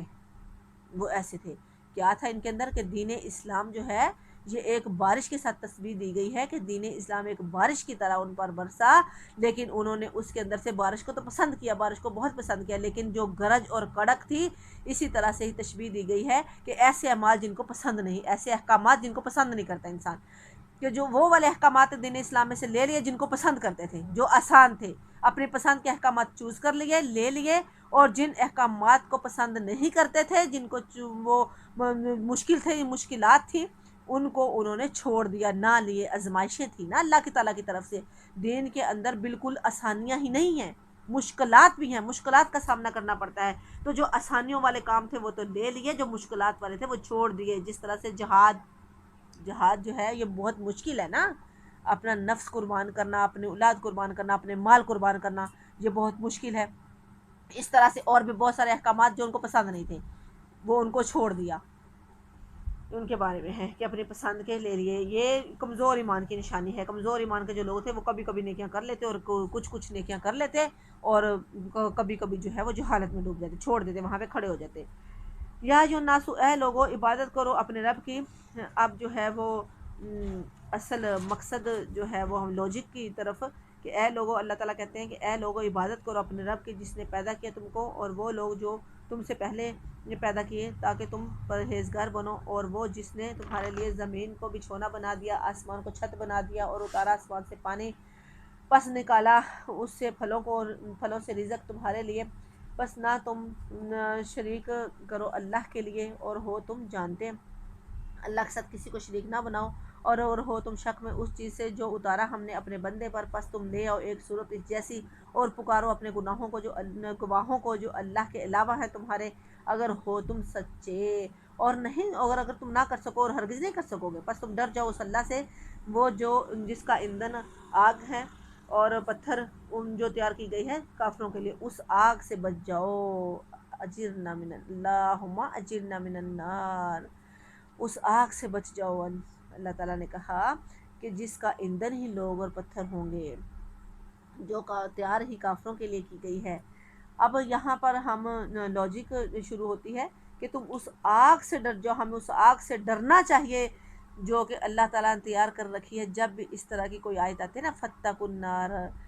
بس ڈرو آگ سے تو فوراً سے دعا کرنی چاہیے، اللہم اجرنا من النار، اے اللہ ہمیں آگ سے بچا، اللہ ہمیں آگ میں نہ بھیجنا، ہم نہیں برداشت کر سکتے، ذرا سی ہمیں تو یہ جو 70واں حصہ ہے جہنم کی آگ کا، یہ دنیا کی آگ ہے، یہی برداشت نہیں کر سکتے، ذرا سی تپش لگ جائے تو کیا حال ہو جاتا ہے، ہاتھ جھلس جاتے ہیں، تکلیف برداشت نہیں ہوتی، جلن ہوتی ہے۔ تو یہ جو اس وجہ سے اللہ تعالیٰ سے ہمیشہ دعا کرنی چاہیے کہ یا اللہ ہمیں اس آگ سے محفوظ رکھ۔ تو اللہ تعالیٰ نے یہاں پہ فرمایا ہے کہ اگر تمہیں اللہ تعالیٰ پر کوئی شک و شبہ ہے تو تم اس آیت کوئی ایک صورت لے کر آؤ، بے شک تم سارے کے سارے اکٹھے ہو جاؤ، لیکن اللہ کو پتہ ہے کہ تم نہیں کر سکو گے، نہ وہ ایسا کر سکے نہ وہ کر سکیں گے۔ وبشر اللہ زینا، اور ساتھ ہی انسانی فطرت ہے نا کہ انسان ہے تو انسانی فطرت ہے کہ ابھی پناہ مانگ رہی ہے، ساتھ اللہ تعالیٰ نے کہا کہیں میرا بندہ پریشان نہ ہو جائے، ساتھ اللہ تعالیٰ نے بندے کو خوش کر دیا کہ جیسے ہی انسان پناہ مانگ رہا ہے، ساتھ اللہ نے کہا کہ خوشخبری ہے مومنین کے لیے جنہوں نے عمل کیے نیک، اور بے شک ان کے لیے جنتیں ہیں کہ بہتے ہیں اس کے نیچے نہریں، جب وہ رزق دیے جائیں گے اس سے رزق پھلوں کا تو وہ کہیں گے یہ وہ چیز ہے جو دیے گئے تھے ہم پہلے اسے، اور دیے گئے اس سے مشابہ، اور ان کے لیے اس میں بیویاں ہوں گے پاکیزہ، اور وہ اس میں ہمیشہ رہنے والے ہیں۔ بے شک اللہ تعالیٰ نہیں شرماتا یہ کہ بیان کرے مثال مچھر کی یا اس سے بھی بڑھ کر، پس وہ لوگ جو ایمان لائے پس وہ جانتے ہیں کہ بے شک حق ہے ان کے رب کی طرف سے، اور بے شک وہ لوگ جو کافر ہوئے پس وہ کہتے ہیں کہ کیا ارادہ ہے اللہ کا، اس مثال کے ساتھ گمراہ کرتا ہے اللہ اس کے ساتھ بہتوں کو، اور ہدایت دیتا ہے اللہ تعالیٰ اس کے ساتھ بہتوں کو۔ اب دیکھو کہ انسان کی سوچ کی بات ہے، اس وقت کے لوگوں نے یہ نہیں سوچا ہوگا نا، اب یہ چھوٹا سا وائرس ہے، نظر آتا ہے کسی کو، اور تباہیاں مچائی ہوئی ہیں پوری دنیا جو ہے وہ اس وقت کس پریشانی میں مبتلا ہے، اور کس طرح ہلا کے رکھ دیا اس چھوٹے سے وائرس نے، اور نہ نظر آنے والا وائرس ہے، اور اس وقت کے لوگوں کو یہ نہیں پتا ہوگا نا کہ اس طرح سے بھی آنا ہے، شاید آگے آ کر یہ بھی ایک مثال بن جائے اگلے لوگوں کے لیے، یہ وائرس جس طرح سے انہوں نے یہ کہا کہ جی مچھر کی مثال اللہ کیوں دے رہا ہے، انہوں نے فوراً سے کہا نا، تو اللہ تعالیٰ نے کہا کہ اللہ جو ان سی مرضی مثال بیان کرے، اور یہ ایک ایسی مثال ہے کہ اللہ تعالیٰ اس کے ساتھ بہتوں کو ہدایت دے دیتے ہیں، بہتوں کو گمراہ کر دیتے ہیں، کہ جو بندہ مومن ہے اللہ تعالیٰ چاہے مچھر کی مثال بیان کریں یا کسی بھی چیز کی، وہ اس چیز کی طرف بات نہیں کرتا، اس کا مقصد کیا ہے کہ اللہ تعالیٰ نے جو بیان کر دیا وہ ہمارے لیے بہت بڑا ہے، بہت اہم ہے، اس کا مقصد کیا ہے، ہم اس کے مقصد کو سمجھتے ہیں کہ اللہ تعالیٰ نے اس کا مقصد، اس کا مدعا کیا بیان کیا ہے، اور وہ جو بندہ ہے وہ اللہ کی ہدایت کی طرف آتا ہے، اللہ کی ہدایت حاصل کرتا ہے، فوراً سے خوف زدہ ہوتا ہے، اللہ سے ڈرتا ہے، اللہ تعالیٰ کے احکامات پر عمل کرتا ہے کہ اللہ تعالیٰ نے جو احکامات نازل کیے ہیں ان پر عمل کرتا ہے، تو اللہ جو بندہ اس طرح کہتا ہے کہ یہ کیا ہو گیا، تو وہ اللہ تعالیٰ نے گمراہ کر دیا اس کو، جو کہتا ہے یہ مثال کیوں بیان کی، تو وہ گمراہ ہو گیا، اللہ کے راستے سے بھٹک گیا۔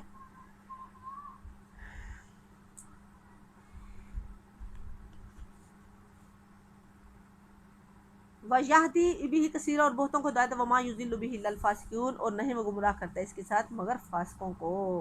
اللہ تعالیٰ صرف اور صرف فاسق کون ہے؟ جو اللہ تعالیٰ کی نافرمانی کرتے ہیں، نافرمان۔ اب فاسق نافرمان یعنی کہ اطاعت کی حد سے نکل جانے والا، سیدھی بات میں بھی اس کو ٹیڑھ نظر آتا ہے، فاسق کا یہ ہوتا ہے کہ بات بالکل سیدھی سیدھی ہوتی ہے لیکن اس کو اس میں ٹیڑھ نظر آتا ہے، جیسا مچھر کی مثال جو ہے یہ سیدھی سیدھی سی بات ہے لیکن اس کو اس کے اندر ٹیڑھ نظر آ رہا ہے، اس کو سیدھی سیدھی سی بات بیان ہی نہیں، اور اس کو کچھ نظر نہیں آ رہا، اس کو اس کے اندر ٹیڑھ پن نظر آ رہا ہے، ٹیڑھا ہے وہ، یعنی اللہ سے تعلق جوڑنے کے بجائے وہ کاٹتا ہے، کہ جو اللہ تعالیٰ کے ساتھ تعلق جوڑنا چاہیے اس کو وہ کاٹتا ہے، یکطعون ما امر اللہ، اور وہ کاٹتے ہیں اللہ کے حکم کو اس کے ساتھ جو کہ ملایا جائے، وہ فساد کرتے ہیں زمین میں، یعنی کہ صلہ رحمی کا اللہ تعالیٰ نے حکم دیا ہے نا کہ صلہ رحمی کرنی ہے، تعلق کو جوڑنا ہے، جو ایک رحم کا تعلق ہے اس کو جوڑنا ہے، جو خاندان کا تعلق ہے، جو خونی رشتے ہیں ان کو آپس میں جوڑ کے رکھنا ہے، لیکن وہ بندہ کیا ہے اس کو توڑتا ہے، تو یہ وہ فساد کرتے ہیں زمین میں، اور یہی وہ لوگ ہیں جو گھاٹا پانے والے ہیں۔ کیسے تم کفر کرتے ہو اللہ کے ساتھ، اور تھے تم مردہ، پس زندہ کیا تم کو، پھر وہ مارے گا تم کو، پھر وہ زندہ کرے گا تم کو، پھر اسی کی طرف تم لوٹائے جاؤ گے۔ اللہ کہتے ہیں تمہیں کیا ہو گیا ہے، یہ سارا کچھ کرنے کے باوجود تم کیسے اللہ کے ساتھ کفر کر سکتے ہو؟ یہ پیچھے اللہ نے بتایا نا کہ اسی طرح سے اللہ تعالیٰ نے تمہارے لیے زمین کو بچھونا بنا دیا، یہ سارا کچھ اللہ ہی نے تو کیا، یہ سارا کچھ کرنے کے بعد پھر بھی تم اللہ کے ساتھ کفر کرتے ہو، تمہارا ضمیر کیسے تمہیں ملامت نہیں کرتا؟ تمہارا ضمیر کیسے گوارا کرتا ہے کہ تم اللہ کے ساتھ کفر کرو؟ اور تھے تم مردہ، تم کچھ بھی نہیں تھے، تم تھے کیا؟ تمہاری کیا حیثیت ہے؟ تم کچھ بھی تو نہیں تھے. تو اللہ تعالیٰ نے تمہیں ایک انسان بنایا، اور تمہاری اکڑ، پھر وہ زندہ کرے گا تمہیں، پھر وہ تمہیں زندہ کرے گا، پھر وہ تمہیں مارے گا، پھر اسی کی طرف تم لوٹائے جاؤ گے. اور وہی ہے جس نے پیدا کیا تمہارے لیے جو کچھ زمین میں ہے.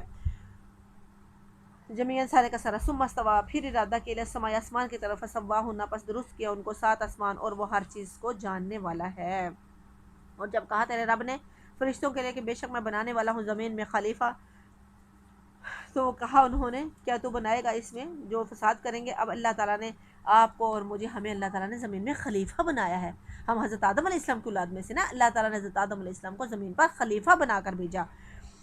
اور فرشتوں سے اللہ تعالیٰ نے مشاورت کی، مشورہ کیا. تو فرشتوں نے کہا کہ آپ زمین پر ایسا پیدا کرنے والے ہیں جو کہ فساد کرے گا زمین میں اور خون بہائے گا، اور ہم آپ کی تسبیحات بیان کرتے ہیں اور ہم آپ کی پاکی بیان کرتے ہیں. کہا بے شک میں زیادہ جانتا ہوں جو کہ تم نہیں جانتے. اور سکھا دیا آدم علیہ السلام کو سارے کے سارے نام، پھر پیش کیا ان کو فرشتوں پر اور کہا کہ تم بتا دو ان کے نام، اور اگر ہو تم سچے. اب دیکھو یہاں پہ کتنی اہم بات ہے کہ اللہ تعالیٰ نے سب سے پہلے انسان کو کیا سکھایا؟ علم.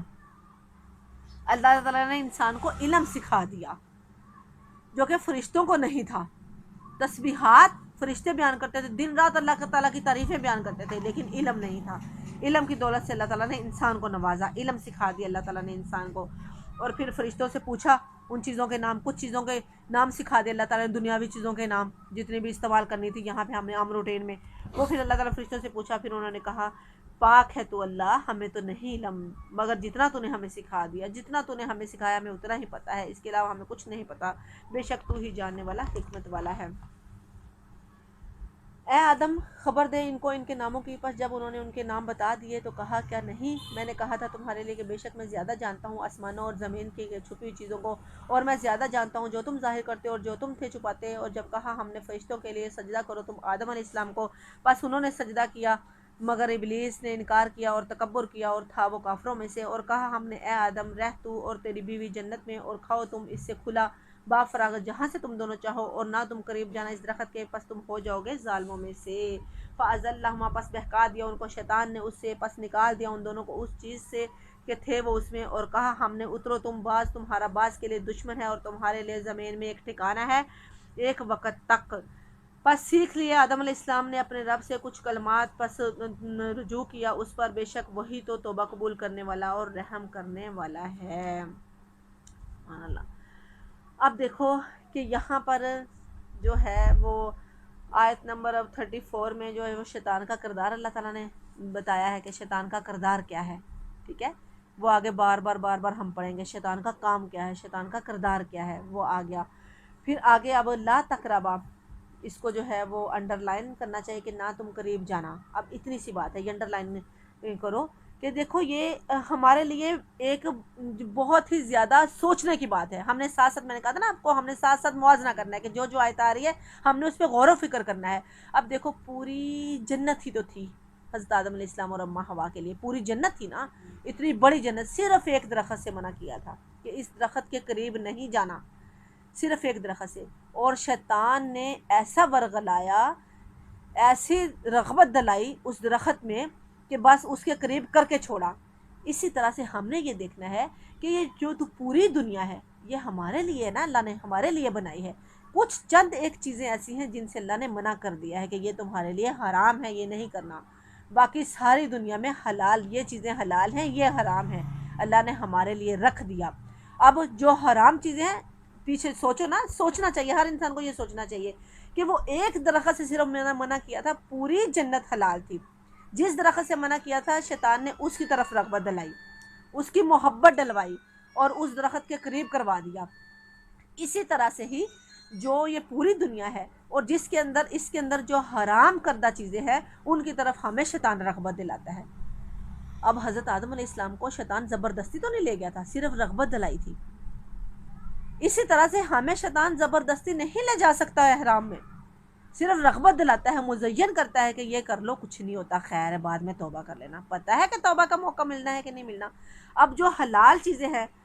وہ بھی تو ہے نا، تو ہمیں یہ سوچنا ہے کہ کچھ اگر چند چیزیں حرام کی ہیں تو اس میں ہمارا فائدہ ہے، ہم ان حرام کو ہاتھ لگا کر کہیں جنت سے محروم نہ ہو جائیں، ٹھیک ہے۔ اب یہ پیچھے ہم نے پڑھا ہے نا کہ اللہ تعالیٰ نے خلیفہ بنایا ہے، اب وہ خلافت کا کام جو ہے وہ زمین پر ہی سر انجام ہونا تھا، زمین پر اللہ نے بھیجنا ہی تھا حضرت آدم اور اماں حوا کو، لیکن اس طریقے سے اللہ تعالیٰ نے بھیجا کہ وہ شیطان وہ جنت میں تو نہیں رہنا، زمین پر آنا تھا، تو یہاں پر یہ سارا کچھ ہونا تھا، یہ سارا کچھ پہلے سے اللہ کو پتا تھا، یہ سارا کچھ ہونا ہی تھا، لیکن اب یہ ہمارے لیے کہ اب ہم اگر نیک عمل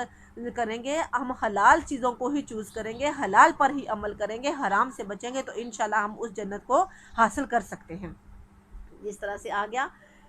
کہ کل نہ بھی تو کہا ہم نے کہ اتر جاؤ تم اس سے سارے کے سارے، پس جو کوئی اب آئے گا میری طرف سے تمہارے پاس ہدایت لے کر، پس جو کوئی پیروی کرے گا میری ہدایت کی، پس نہیں خوف ہوگا ان کو اور نہ ہی وہ غمگین ہوں گے، اور وہ لوگ جو کافر ہوئے اور جھٹلایا ہماری آیتوں کو، یہی وہ لوگ ہیں کہ آگ کے رہنے والے ہیں اور وہ اس میں ہمیشہ رہیں گے۔ اب یہاں پہ بتا دیا اللہ تعالیٰ نے کہ اب جو جنت میں سارے کے سارے چلے جاؤ، ہم آئے نا سارے کے سارے تو ہم ہیں جو حضرت آدم علیہ السلام کی اولاد ہیں، کہ ابھی سارے کے سارے تم جنت دنیا میں چلے جاؤ، اب تمہارے پاس میری طرف سے نبی آتے جائیں گے اور وہ میری ہدایت تم تک پہنچاتے جائیں گے، اور جو اس ہدایت کو قبول کر لے گا، اس پر عمل کرے گا، اس کو کسی طرح کا کوئی خوف کو پریشانی نہیں ہوگی، وہ انشاءاللہ جنت میں چلا جائے گا، اس کو کوئی پریشانی کوئی ٹینشن کسی طرح کا کوئی قیامت والے دن بھی وہ غم نہیں ہوگا، غمگین نہیں ہوگا۔ لیکن جو اس سے محروم ہو جائے گا، جو حلال چیزوں کو چوز کر لے گا، جو ان احکامات کو اختیار کر لے گا جن کا اللہ تعالیٰ نے جن سے منع کیا ہے اور جن کے کرنے کا اللہ نے حکم دیا، ان کو چھوڑ بیٹھے گا، تو وہ اپنے اصل مقصد کو بھول جائے گا، تو وہ پھر جہنم میں چلا جائے گا اور پھر وہاں سے نکل نہیں سکے گا، وہ ہمیشہ کا ہمیشگی کا ان کا ٹھکانہ ہے۔ یا بنی اسرائیل، اے بیٹو یعقوب علیہ السلام کے، یاد کرو میری نعمتوں کو، وہ جو بنی اسرائیل کون ہے؟ حضرت یعقوب علیہ السلام کی اولاد، ان کی قوم، یاد کرو میری نعمتوں کو، وہ جو میں نے انعام کی تم پر، اور پورا کرو میرے وعدے کو، میں پورا کروں گا تمہارے وعدے کو، اور تم مجھ ہی سے ڈرو اور ایمان لاؤ اس چیز کے ساتھ جو اتاری، جو سچا وہ تصدیق کرنے والی ہے اس چیز کی جو تمہارے پاس ہے، اور نہ تم ہو جانا پہلے کافر، اور نہ تم خریدو میری آیتوں کو تھوڑی قیمت میں، اور خاص مجھے سے پس تم ڈرو، اور نہ تم ملاؤ حق کو باطل کے ساتھ، اور تم نہ ہی تم چھپاؤ حق کو، اور ہو تم جانتے، اور نماز قائم کرو اور ادا کرو زکوٰۃ برکو مارراکن، اور رکوع کرو رکوع کرنے والوں کے ساتھ۔ اب بنی اسرائیل کا تذکرہ ہو رہا ہے یہاں پر، یہ 4 نسل تک جو تھے نا وہ نبی آئے بنی اسرائیل میں، تو ان پر سب سے پہلا بہت بڑا انعام جو ہوا کہ انہی میں سے اللہ تعالیٰ نے نبی بھیجے، یہ بہت بڑا بنی اسرائیل پر انعام تھا، ٹھیک ہے۔ اس کے بعد اللہ تعالیٰ نے بادلوں کا سایہ کیا، اس کے بعد اللہ تعالیٰ نے من سلوا دیا، اس طرح سے بہت زیادہ انعامات اللہ تعالیٰ نے کیے، پھر فرعون سے نجات دی، یہ بھی تو بہت بڑا انعام تھا اللہ تعالیٰ پر۔ اور پھر اس کے بعد جو ہے وہ عہد لیا گیا، عہد کیا تھا کہ شریعت پر چلنا، نماز کی پابندی کرنا، یہ اللہ تعالیٰ نے عہد لیا کہ جو ہے وہ شریعت تھی کہ بندگی کے تقاضے جو ہیں وہ توڑے اور اللہ کے نبی پر ایمان لائے، پھر جو ایمان لا کر بعد میں پھر اختلاف کر دیا، ایمان نہ لائے، یعنی کہ کیا بولیں گے اس کو، ایمان لا کر دوبارہ پلٹ گیا، کافر ہو گیا، مرتد ہونا، کہ وہ مرتد ہو گئے، اللہ کے نبی پر ایمان لا کر پھر دوبارہ مرتد ہو گئے، پیچھے پلٹ گئے۔ اللہ تعالیٰ یہ کہ اس لیے اللہ تعالیٰ نے کہا ہے کہ تم حق کو باطل کے ساتھ نہ ملاؤ، حق کو نہ چھپاؤ، حالانکہ تم جانتے ہو کہ تمہیں سارا پتہ ہے کہ اللہ کے نبی یہی ہیں، یہ سچے نبی ہیں، لیکن تم صرف اور صرف اللہ کے نبی کو نہ مانتے ہوئے ان آیات کو چھپا رہے ہو۔ کہ تورات اور زبور کے اندر واضح، تورات انجیل کے اندر واضح احکامات تھے اللہ کے نبی کے بارے میں، اور وہ پہچانتے تھے، وہ جانتے تھے کہ یہ اللہ کے نبی ہیں، لیکن انہوں نے نہیں مانا۔ اور اب احکامات کیا ہیں کہ تم نماز کو قائم کرو اور ادا کرو زکوٰۃ کو، رکوع کرو رکوع کرنے والوں کے ساتھ، یعنی کہ باجماعت نماز پڑھو، پابندی کے ساتھ پڑھو، باجماعت پڑھو، اور اللہ کے نبی کی سنت کے مطابق پڑھو۔ صبر آگے ساتھ ہی آگے مستعین بالصبر، صبر کرو، مدد مانگو تم صبر کے ساتھ، والصلاۃ اور نماز کے ساتھ، بے شک البتہ یہ بہت بھاری چیز ہے، مشکل چیز ہے، مگر عاجزی کرنے والوں پر کوئی بھاری نہیں ہے۔ اب صبر کے لغوی معنی کیا ہے؟ روکنا، اپنے نفس کو روکنا، ٹھیک ہے، صبر کرنا کہ اپنے نفس کو اپنے قابو میں رکھنا، یہ ہے صبر کرنا، کہ کوئی بھی مصیبت کوئی بھی پریشانی آئے تو اللہ تعالیٰ کی فرما برداری پر صبر کرنا، اللہ تعالیٰ کی نافرمانی پر صبر کرنا، کہ جب تم اللہ تعالیٰ کی فرما برداری میں بھی شیطان آڑے آ جاتا ہے، بہت مشکل ہے صبر کرنا، تو یہ سب سے مشکل جب تم کر لو گے تو انشاءاللہ سارے ہی مشکلات تمہارے لیے، جتنی بھی مصیبتیں ان پر صبر کرنا مشکل نہیں ہوگا، جب اللہ تعالیٰ کی فرما برداری پر اور اللہ کی نافرمانی پر صبر ہو جائے گا تو. کہ اللہ تعالیٰ کی نافرمانی پر بھی صبر کرنا بہت مشکل ہے، کہ شیطان کہتا ہے کہ نافرمانیاں کرتے چلے جاؤ، لیکن اللہ کہتا ہے کہ یہ نہیں کرنا، تو اس وقت تو بندے کا امتحان ہوتا ہے کہ بندہ کیا کرتا ہے. یا بنی اسرائیل اذکروا نعمتی التی، اے بنی اسرائیل یاد کرو میری نعمتوں کو، وہ جو انعام کی میں نے تم پر، اور بے شک میں نے بزرگی دی تم کو، فضیلت دی تم کو تمام جہانوں پر، یعنی کہ تمہیں تمہارے اندر پیغمبر بھیجے، یہ بزرگی دی، یہ فضیلت دی. اب آپ نے دیکھا کہ آیت نمبر 40 سے لے کر آیت نمبر 48 تک جو ہے یہ سب سے پہلے فرحبون، پس تم ڈرو، فتقون، پس تم ڈرو، آگے ہے تعلمون، پس تم جان لو، تاکلون تم سمجھو، خاشین عاجزی کرو، راجیون تم لوٹو. اب یہ 5 ورڈ ایسے ہیں کہ جن پر اگر ہم غور کر لیں تو انشاءاللہ ہمیں ساری سمجھ آتی ہے. اللہ تعالیٰ کی تاکید ہے اس کے اندر، بار بار تاکید ہے کہ تم اللہ سے ڈر جاؤ، تم اللہ کی طرف لوٹ آؤ، تم اسی کی طرف لوٹنے والے ہو، تم شعور حاصل کر لو، تم ڈر جاؤ، تم ڈر جاؤ، تم سمجھ لو بات کو کہ اللہ تمہیں کہنا کیا چاہتا ہے، شعور حاصل کرو. ٹھیک ہے، یہ سمجھنے کی باتیں چاہ رہے کہ تم عقل پکڑ لو. افلا تاکلون، کے پاس تم عقل نہیں رکھتے، تاکلون کہ تم سمجھو، عقل کرو. واتقوا یومن، اور ڈرو اس دن سے کہ نہیں کفایت کرے گا کوئی بھی نفس کسی بھی نفس سے، جو کل قبول کی جائے گی اس سے نہ ہی قبول کی جائے گی اس سے سفارش، اور نہ ہی لیا جائے گا اس سے بدلہ، اور نہ ہی وہ مدد دیے جائیں گے. اور جب نجات دی ہم نے تم کو آل فرعون سے کہ وہ پہنچاتے تھے تم کو برا عذاب، اور وہ ذبح کرتے تھے تمہارے بیٹوں کو، اور وہ زندہ رکھتے تھے تمہاری عورتوں کو، اور اسی میں آزمائش تھی تمہارے رب کی طرف سے بہت بڑی. اور جب ہم نے پھاڑا تمہارے لیے دریا کو، پس نجات دی ہم نے تم کو، اور غرق کر دیا ہم نے آل فرعون کو، اور تھے تم دیکھتے. اور جب وعدہ لیا ہم نے موسیٰ علیہ السلام کو سے 40 راتوں کا، پھر پکڑا تم نے گائے کو بچڑا من بعد اس کے بعد، اور تھے تم ظالم، پھر معاف کیا ہم نے تم سے اس کے بعد تاکہ تم شکر ادا کرو. اور جب دی ہم نے موسیٰ علیہ السلام کو کتاب اور موعظے تاکہ تم ہدایت پکڑو. اور جب کہا موسیٰ علیہ السلام نے اپنی قوم کے لیے، اے قوم بے شک تم نے ظلم کیا ہے اپنے نفسوں پر بچڑے کو پکڑنے کے ساتھ، پر تم توبہ کرو اپنے پیدا کرنے والے کی طرف، اور تم قتل کرو اپنی ہی جانوں کو، یہ بہتر ہے تمہارے لیے تمہارے پیدا کرنے والے کے پاس. پس رجوع کیا تم پر، بے شک وہ توبہ قبول کرنے والا، رحم کرنے والا ہے. اللہ نے اب جس طرح سے ہمیں ہدایت دی ہے قرآن پاک کی، کہ یہ قرآن پاک جو ہے اس پر عمل کر کے یہ ہمارے لیے ایک ہدایت کا سرچشمہ ہے، ہدایت بنایا ہے قرآن کو ہمارے لیے. اسی طرح سے حضرت موسیٰ علیہ السلام کو اللہ تعالیٰ نے کتاب دی تھی تورات، ٹھیک ہے، اور معجزات دیے تھے اللہ تعالیٰ نے، کہ تو ان کے لیے تورات تھی کہ اس پر تم چل کر جو ہے وہ ہدایت حاصل کر سکتے ہو. تو اسی طرح سے ہی یہ ہمارے لیے بہت بڑی کتاب ہے، ہدایت کی کتاب ہے، کہ ہم نے انشاءاللہ اس پر عمل کرنا ہے اور ہدایت حاصل کرنی ہے. وَإِذْ قُلْتُمْ، اور جب کہا تم نے اے موسیٰ علیہ السلام ہرگز نہیں ہم ایمان لائیں گے تیرے لیے یہاں تک کہ ہم ظاہر دیکھ لیں اللہ کو، پس پکڑا تم کو بجلی نے اور تھے تم دیکھتے، پھر زندہ کیا ہم نے تم کو تمہاری موت کے بعد تاکہ تم شکر ادا کرو، اور سایہ کیا ہم نے تم پر بادلوں کا، اور اتارا ہم نے تمہارے پر من اور سلوہ کہ تم کھاؤ پاکیزہ چیزوں سے جو رزق دیا ہم نے تم کو، اور نہیں ظلم کیا انہوں نے ہم پر لیکن تھے وہ ظلم کرتے اپنی ہی جانوں پر. اور جب کہا ہم نے داخل ہو جاؤ تم اس بستی میں، پس تم کھاؤ اس میں سے جہاں سے تم چاہو، کھلا با فراغت، اور داخل ہونا تم دروازے میں سجدہ کرتے ہو. اور کہا انہوں نے حطتن کا، اور کہو تم حطتن، ہم بخش دیں گے تم کو تمہارے لیے تمہاری خطائیں، اور عنقریب ہم زیادہ دیں گے نیکی کرنے والوں کو. محسن کیا ہے؟ نیکی کرنے والا. ٹھیک ہے، تو اللہ تعالیٰ کہتے ہیں کہ ہم عنقریب بہت زیادہ دیں گے نیکی کرنے والوں کو. اب دیکھو کہ یہاں پہ تاریخ میں بتایا جاتا ہے کہ یہ جو حطتن ہے نا، اس کا مطلب کیا ہے؟ کہ تم اللہ سے بخشش مانگو، کہ اللہ ہمیں بخش دے، ہمیں معاف کر دے. عاجزی ہے اس کے اندر. تو انہوں نے کیا کیا؟ اللہ تعالیٰ نے کہا کہ جب تم حطتن کہو گے، اتنی عاجزی تمہارے اندر آئے گی تو ہم تمہاری ساری خطائیں معاف کر دیں گے. لیکن انہوں نے کیا کیا کہ حطتن کے بجائے حنتتن کہا، اس کو بگاڑ دیا لفظ کو ہی. کیوں ایسا کیا؟ اللہ کی نافرمانی کرتے ہوئے، جان بوجھ کر ایسا کیا تھا، یہ نہیں کہ غلطی سے ہو گیا تھا، جان بوجھ کر اللہ تعالیٰ کی نافرمانی کی، اور مغفرت کی بجائے جو ہے وہ انہوں نے اللہ تعالیٰ کی اور زیادہ نافرمانی کی، فرما برداری کرنے کے بجائے. فبدل اللہ زینا، پس بدل ڈالا انہوں نے ظلم کے ساتھ اس بات کو، سوائے وہ جو کہی گئی تھی ان کے لیے. پس نازل کیا ہم نے ان پر جو انہوں نے ظلم کیا تھا عذاب آسمان سے، اس وجہ سے کہ تھے وہ نافرمانی کرنے والے، کہ جو انہوں نے اللہ کی نافرمانی کی اس کی وجہ سے اللہ تعالیٰ نے ان پر طاعون کی بیماری، طاعون کا عذاب نازل کر دیا، طاعون کی بیماری نازل کر وجہ سے تسکا۔ اور جب پانی مانگا موسیٰ علیہ السلام نے اپنی قوم کے لیے، بس کہا ہم نے کہ مار اپنے عصا کو پتھر پر، پس پھوٹ پڑے اس سے 12 چشمے۔ تحقیق جان لیا ہر جو قبیلہ تھا اس نے اپنے پینے کے، اپنے گھاٹ کو، پینے کی جگہ کو، کہ کھاؤ تم اور پیو تم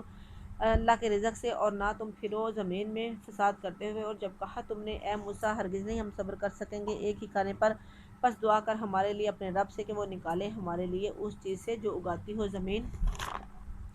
ساگ، ککڑی، لہسن، مسور اور پیاز۔ کہا کیا تم بدلتے ہو وہ جو ادنا ہے بدلے اس کے جو بہتر تھی؟ اترو تم شہر میں، پس بے شک تمہارے لیے ہے جو تم نے سوال کیا۔ اور ماری گئی ان پر ذلت اور مسکینی، اور وہ لوٹے غضب کے ساتھ اللہ کے، یہ بے شک اس وجہ سے ہوا کہ تھے وہ کفر کرتے اللہ کی آیتوں کے ساتھ، اور اللہ کے نبیوں کو ناحق انہوں نے قتل کیا، اور یہ ان کی نافرمانی تھی کہ تھے وہ حد سے نکل جاتے۔ حضرت علی سے کسی نے پوچھا نا کہ کون سی مصیبت جو ہے وہ آزمائش ہے اور کون سی مصیبت سزا ہے نا؟ کہا گیا نا کہ ہرگز نہیں صبر کریں گے ہم ایک ہی کھانے پر، بس دعا کیجیے ہمارے لیے، مانگیے ہمارے لیے اپنے رب سے، کہ دیکھو انہوں نے صبر نہیں کیا، حالانکہ صبر سب سے اہم چیز تھی، صبر کرنا نا، کہ اگر وہ صبر کرتے تو ان کا اپنا ہی فائدہ تھا اس میں۔ اب صرف کیا پکا پکایا کھانا آ جاتا تھا، کھا لیتے تھے، نہ کوئی کام نہ کاج، اور بہت زیادہ ٹائم تھا اللہ تعالیٰ کے دین کے لیے، بہت زیادہ ٹائم تھا کہ اللہ تعالیٰ کا دین حاصل کرتے، اس کو آگے پھیلاتے، اللہ کے دین کی خدمت کرتے۔ آج ہمارے بھی یہی حال ہے، جائزہ لینے کا کیا مطلب، ہم کتنا وقت ضائع کر دیتے ہیں کہ آج کیا پکانا ہے، سارا سارا دن ضائع ہو جاتا ہے اس چکر میں، کیا پکانا ہے، کیا کھانا ہے، یہ پسند نہیں ہے، وہ پسند نہیں ہے۔ یہ انہی کی طرح ہے، ان کو وہ پسند نہیں آیا تھا منسلوا، آج ہمارے پاس اتنا ڈیروں ڈیر سبزیاں اور ہمیں وہ بھی پسند نہیں ہے، پسند ہے ہمیں، روز ہر گھر کا یہی مسئلہ ہے، کیا پکائیں، یہ تو کل پکایا تھا، یہ تو اچھا نہیں لگ رہا، کتنا ٹائم ویسٹ ہوتا ہے اس چیز میں۔ اگر ہمارے اندر یہ اللہ تعالیٰ کی محبت آ جائے اور ہمارا مقصد یہ بن جائے کہ ہم نے قرآن کی تعلیم کو حاصل کرنا ہے، تو ہمارے پاس کتنا ٹائم ہے ہمارے لیے پاس، ہم اگر تھوڑا سا غور کریں، اپنا جائزہ لیں، اپنا محاسبہ کریں، تو ہم سارے دن میں کتنا ٹائم ویسٹ کرتے ہیں، فٹافٹ سے اپنا جو پکانا ہے بس ٹھیک ہے، مقصد یہ ہونا چاہیے جو کھانا ہے ضائع ہو جانا ہے، اصل جو ہمارا مقصد ہے وہ تو ہمارا ضائع ہو جا رہا ہے، ہمارا مقصد پورا نہیں ہو رہا، قرآن سے ہم دور ہوتے جا رہے ہیں۔ اصل مقصد جب ہم اپنا لاجک، اپنا اہم پوائنٹ اس کو بنا لیں گے، اہم ہمارا مقصد یہ ہو جائے گا، تو پھر یہ سارا کچھ نہیں رہے گا، وقت کا ضیاع ختم ہو جائے گا، اور ہوتا ضیاع ہی ہے، کچھ بھی تو نہیں کرتے ہیں، کیا ہے وہی کام ہم اگر قرآن کی طرف آ کر قرآن کے ساتھ جڑ کر اگر ہم وہی کام کریں تو انشاءاللہ بڑے اچھے سے ہو جائے گا سارا کام، سارے کام بھی ہو جائیں گے، اور وقت جو صرف کیا ہوگا، یہ جو وقت ضائع کرتے ہیں یہ ہمارا ختم ہو جائے گا، اور یہی ہم قرآن کی تعلیم حاصل کر سکیں گے۔ آج جسے بھی کہو قرآن، ٹائم ہی نہیں ملتا، جسے بھی کہو قرآن پڑھنے آیا کرو، ٹائم ہی نہیں ملتا، ٹائم ہی نہیں ملتا، ہر بندے کا یہی ہے، ٹائم نہیں ملتا، کرتے کیا ہیں، سارا دن کام ہی ختم نہیں ہوتے، کیا کام ہے، کوئی بھی تو کام نہیں ہے، اگر ہم سوچیں تو یہ کام نہیں ہے، اگر ہمارا مقصد قرآن کی طرف آنا ہو جائے تو سارے کام بھی ہو جاتے ہیں، یہ بھی ہو جاتا ہے، کیونکہ یہ اللہ کا وعدہ ہے، اللہ تعالیٰ نے کہا کہ جو بندہ میری طرف آتا ہے تو میں اس کے سارے کام خود سے کر دیتا ہوں، اور آج ہمارے پاس نماز پڑھنے کا ٹائم نہیں ہے،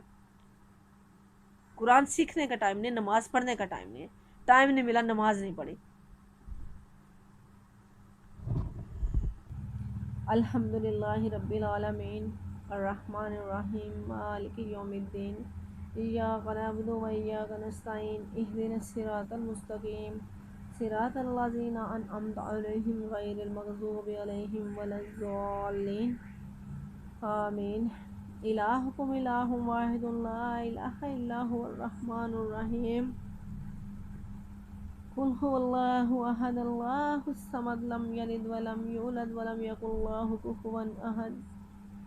اللہم صلی علی محمد وعلی آل محمد کما صلیت علی ابراہیم وعلی آل ابراہیم انک حمید مجید۔ اللہم بارک علی محمد وعلی آل محمد کما بارکت علی ابراہیم وعلی آل ابراہیم انک حمید مجید۔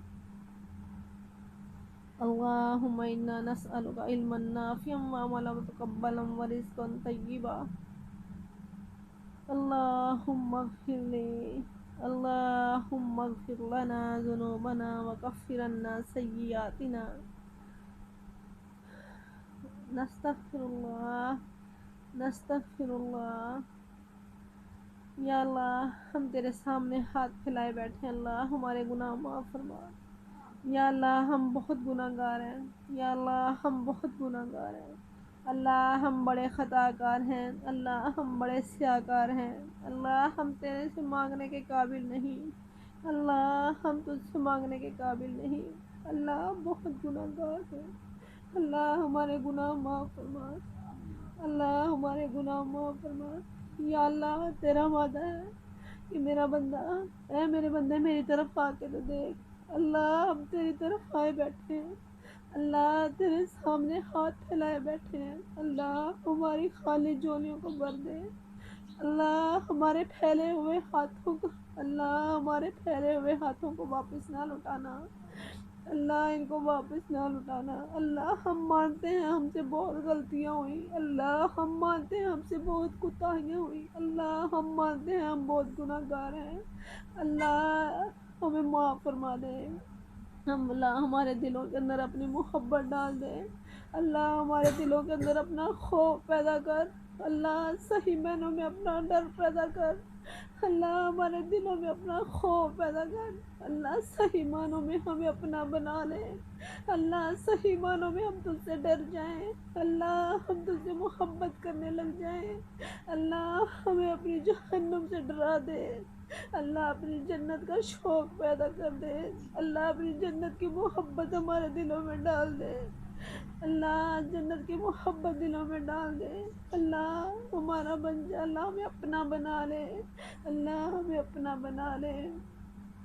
اللہ کسی کا کوئی ڈر، کسی کا کوئی ڈر، اللہ ہمیں تو تیرے علاوہ کوئی دکھتا ہی نہیں، اللہ ہمارا تو تیرے علاوہ کوئی ہے ہی نہیں، اللہ اگر تو نے واپس کر دیا تو ہم کہاں جائیں گے، اللہ ہم کہاں جائیں گے، اللہ تیرے علاوہ ہمارا کوئی آسرا نہیں، اللہ تو وحدہ لا شریک ہے، اللہ اللہ تو وحدہ لا شریک ہے. اللہ ہمیں اپنا سیدھا راستہ دکھا دے، اللہ سیدھے راستے پہ چلا دے، اللہ ہمیں ہدایت دے دے، اللہ ہمارے دلوں کو خالص کر لے، اللہ ہمارے دلوں کو صرف اپنی طرف لگا لے، اللہ ہمارے دلوں کو صرف اپنی طرف لگا لے، اللہ ہم اپنی زندگیوں کا مقصد سمجھ میں آ جائیں، اللہ اس دنیا کی محبت ہمارے دلوں سے نکال دے، اللہ دنیا کی محبت نکال کے اپنی محبت ہمارے دلوں میں ڈال دے، اللہ ہمارے دلوں میں اپنی محبت ڈال دے، اللہ اس دنیا کی محبت ہمارے دلوں سے نکال دے. اللہ جب اس دنیا کی محبت دلوں سے نکل جائے گی تو اللہ ہم تیری طرف آئیں گے، اللہ ہم تیری طرف آئیں گے، اللہ ہمیں قبول کر لے، اللہ ہمیں قبول کر لے، اللہ ان بچیوں کا آنا قبول کر لے، اللہ جتنے بھی بڑے بیمار ہیں اللہ سب کو شفائے کاملہ عاجلہ عطا فرما، اللہ جتنے بھی بیمار ہیں سب کو شفائے کاملہ عاجلہ عطا فرما. اللہ یہ کورونا جیسے وائرس ہے، اللہ اس عذاب سے ہمیں پناہ میں دے رکھے اپنی، اللہ ہمیں محفوظ فرما لے، اللہ پوری دنیا سے اس عذاب کو ختم کر دے. اللہ یہ عذاب ہے ہمارے گناہوں کا، اللہ ہمیں معاف کر دے، اللہ ہمیں قبول کر لے، اللہ ہمیں قبول کر لے، اللہ اس وائرس سے ہمیں محفوظ فرما. اللہ جتنے بھی مسلمان ہیں اللہ سب کو اپنے حفظ و امان میں رکھ، اللہ سب کو اپنے حفظ و امان میں رکھ، اللہ کشمیر کے مسلمانوں پر اللہ ان پر رحم کر، اللہ ان کی حفاظت فرما، اللہ ان کی مدد فرما، اللہ جہاں جہاں پر بھی مسلمانوں پر ظلم و ستم ہو رہا ہے اللہ سب پر رحم فرما، اللہ سب کی حفاظت فرما، اللہ سب کی حال پر رحم فرما، اللہ ان کی مدد فرما، اللہ کافروں کے شر سے محفوظ فرما، اللہ جی کافروں کے شر سے محفوظ فرما، اللہ حاسدوں کے شر سے محفوظ فرما، اللہ ہماری مدد فرما، اللہ ہماری مدد فرما، اللہ ہمارے بچوں کو، اللہ ہمارے بچوں کو ہمارے لیے صدقہ جاریہ بنا، اللہ ہمارے بچوں کو ہمارے لیے صدقہ جاریہ بنا، اللہ ہمارے بچوں کو اپنے راستے میں قبول کر لے، اللہ ہمارے بچوں کو اپنے راستے میں قبول کر لے، اللہ ان کو دنیا آخرت کی بلائیاں عطا فرما، اللہ ان کو دنیا آخرت کی بلائیاں عطا فرما، اللہ ان کو دنیا میں بھی عزتیں دے، آخرت میں بھی عزت سے نوازنا، اللہ دنیا آخرت کی بلائیاں دے دے، اللہ دنیا آخرت کی بلائیاں دے دے، اللہ ان کے سینوں کو کھول دے، اللہ ان کے دماغوں کو کھول دے، اللہ ان کو اپنی دنیا سے دور رکھ، اللہ ان کو اپنی طرف متوجہ کر لے، اللہ اپنی محبت ان کے دلوں میں ڈال دے، اللہ ان بچیوں کے نصیب اچھے کرنا، اللہ ان بچیوں کے نصیب اچھے کرنا، اللہ ان بچیوں کے نصیب اچھے کرنا، اللہ جو بے اولاد ہے ان کو نیک اولاد نرینہ عطا فرما، اللہ جن کی اولادیں ان کی اولادوں کو اپنے والدین کے لیے کی آنکھوں کا ٹھنڈک بنا دے، اللہ ان کی اولادوں کو ان کے لیے آنکھوں کی ٹھنڈک بنا دے، اللہ تجھے تیرے غفور ہونے کا واسطہ، اللہ تجھے تیرے رحیم ہونے کا واسطہ، اللہ تجھے تیرے رحیم ہونے کا واسطہ، اللہ تجھے تیرے قریب ہونے کا واسطہ، اللہ تو ہمیں معاف فرما، اللہ ہم سے درگزر فرما، اللہ ہمیں اپنا بنا لے، اللہ ہمیں اپنا بنا لے، اللہ جو بھی پڑھا سنا اللہ اس پہ عمل کرنے کی توفیق عطا فرما، اللہ یہ سنانا، اللہ یہ سنانا قبول کر لے، اور اللہ ہمت دے، اللہ ہمت دے، طاقت دے، اللہ یہ جو کاوش شروع کی ہے اللہ اس پہ ثابت قدم رکھنا، اللہ قبول کرنا، اللہ یہ تیرا قرآن آج شروع کیا اللہ، اللہ اس برکت ڈالنا، اللہ اس کو تکمیل تک پہنچانا، اللہ اسی طرح سے اس کو پورا کر سکے، اللہ اللہ تیری مدد کے بغیر نہیں کر سکتے، اللہ نہیں طریقہ آتا، اللہ سلیقہ نہیں ہے، اللہ طریقہ نہیں ہے، اللہ کو غلطی نہ ہو جائے، اللہ جس طرح تو نے یہ قرآن نازل کیا اللہ اسی طرح تیری مخلوق تک پہنچانے کے اللہ توفیق دے دے، اللہ ہمت دے دے، اللہ جیسے تو چاہتا ہے اللہ ویسے پہنچانا، اللہ جیسے تو چاہتا ہے ویسے پہنچانے کی ہمت دے دے، اللہ ویسے ہی منہ سے نکلوا اللہ جو تو پسند کرتا ہے، اللہ جو تو چاہتا ہے تو حي على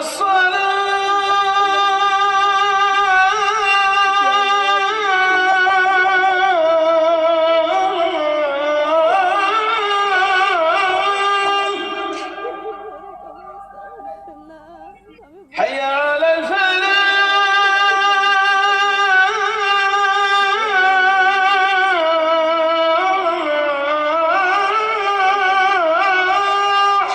ربنا تقبل منا انك انت السميع العليم، ربنا تقبل منا انك انت التواب الرحيم،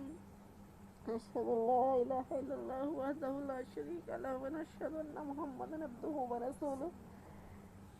سبحان الله وبحمده وسبحان آمين ثم آمين برحمتك يا أرحم الراحمين.